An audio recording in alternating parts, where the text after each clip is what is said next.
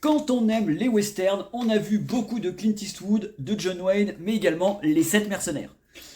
L'original ou le reboot, je ne vais juger personne. Même si ce n'est que mon avis, l'original est carrément au-dessus, il n'y a pas photo. Et quand on aime les parodies, on se dit qu'une parodie des 7 mercenaires, eh ben ça pourrait être drôle. Et Ridiculous Six, eh ben c'en est pas une. Oui, je sais, c'est facile de faire le lien entre les deux, hein. Mais oui, c'est des westerns. Ah, c'est bon, me jugez pas aussi.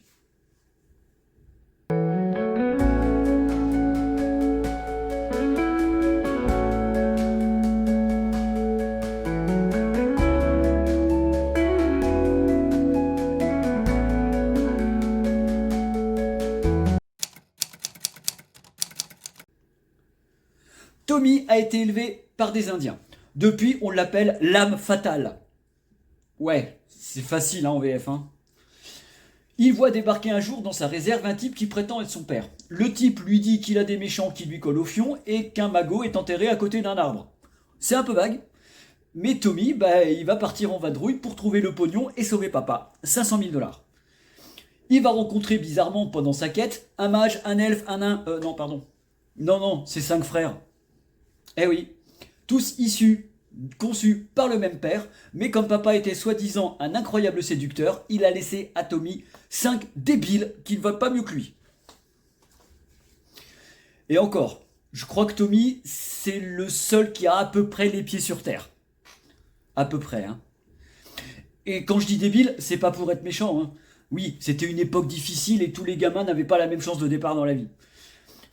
Donc, les 6 ridicules sont en marche, et ils ont vraiment envie de casser des banques pour sauver papa. Adam Sandler, encore lui, il a fait beaucoup de choses, hein. Il a adopté un gamin dont il n'était pas le père dans Big Daddy, il a été chanteur de mariage dans Wedding Singer, pro du golf dans Happy Gilmore, ou encore Waterboy dans une équipe de football américain. Je ne peux pas vous faire toute la liste car elle est trop longue, mais il y a un truc cool selon moi chez lui, c'est que la plupart de ses copains tournent très régulièrement avec lui. Et Ridiculous Six ne va pas me contredire. Rob Schneider, Luke Wilson, Steve Buscemi ou encore David Spade sont présents au casting. Si vous voulez, vous pouvez aussi aller voir ma vidéo sur Pixel, saison 1, épisode 9, où son pote Kevin James joue le président des États-Unis. Et puis d'ailleurs, si ça vous intéresse, je pourrais faire une vidéo exclusivement sur Adam Sandler, tellement il y a de choses à dire sur lui.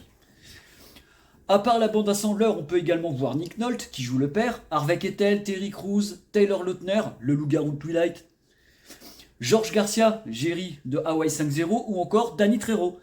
Malheureusement, il n'y a pas beaucoup de femmes dans le film.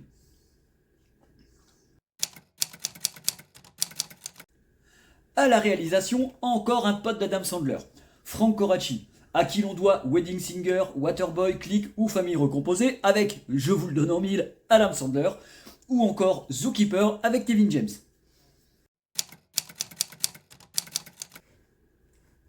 Le film a coûté 60 millions de $, mais c'est très difficile de trouver des chiffres quant à sa rentabilité.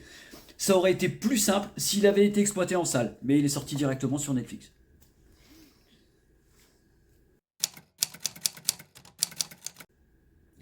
Columbia, Paramount et Warner Bros étaient chauds pour produire cet OVNI, objet filmé non identifié. Mais c'est finalement Netflix qui allongera la thune en coopération avec la boîte d'Adam Sandler, Happy Madison. Imaginez un peu si un des 3 studios avait produit ce film pour le balancer en salle. Qui serait allé le voir? Donc Netflix a certainement sauvé ce film. Et quelque chose me dit qu'une autre enquête sur un western pas sérieux va arriver bientôt. Je ne vous dis pas ce que c'est. En attendant, la cloche, le pouce, le partage, pensez à vous abonner aussi. Et je vous fais des bisous. Dans la rue, le mystère s'épaissit. Les pas d'Armand résonnent la nuit. Sous la lune, un secret se glisse. Les ombres dansent, c'est son indice.